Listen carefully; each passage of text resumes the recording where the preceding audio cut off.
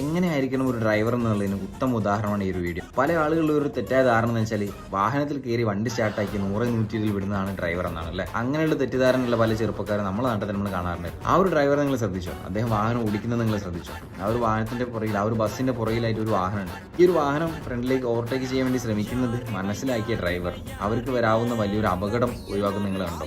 ആ ഒരു ഡ്രൈവർക്ക്, ആ ഒരു ബസ് ഡ്രൈവർക്ക് ഒരിക്കലും ആ ഒരു എന്താ പറയുക സിഗ്നൽ ഇട്ട് അല്ലെങ്കിൽ ഇപ്പോഴത്തേക്ക് മാറിക്കയറി പോയിട്ട് ഒരു സാഹചര്യം അവിടെ വരുന്നില്ല. ആ ഒരു സമയത്ത് പോലും പുറകിൽ വരുന്ന വണ്ടിക്കാരൻ്റെ ജീവനെ വില കൽപ്പിച്ചുകൊണ്ട് അവർക്കൊരു അപകടം സംഭവിക്കരുതെന്ന് വിചാരിച്ചില്ല ആ ഒരു എതിർദിശയിൽ കൂടെ വാഹനങ്ങൾ വരുന്നുണ്ട് എന്നുള്ളൊരു സിഗ്നൽ കൃത്യമായി കൊടുത്തുകൊണ്ട് എന്താ പറയുക ആ ഒരു പുറകിലുള്ള ആ ഒരു വാഹനത്തിലുള്ള ആളുകളുടെ ജീവൻ രക്ഷിക്കുന്ന നിങ്ങളുണ്ടോ അല്ലേ. അതാണ് ഒരു ഡ്രൈവർ. സ്വന്തം ജീവൻ സംരക്ഷിക്കുന്നതിന് ഉൾപ്പെടെ മറ്റുള്ളവൻ്റെ ജീവനും കൂടെ സംരക്ഷിക്കാൻ വേണ്ടി ആ ഒരു എടുക്കുന്ന ഒരു എഫേർട്ട് ഉണ്ടല്ലോ.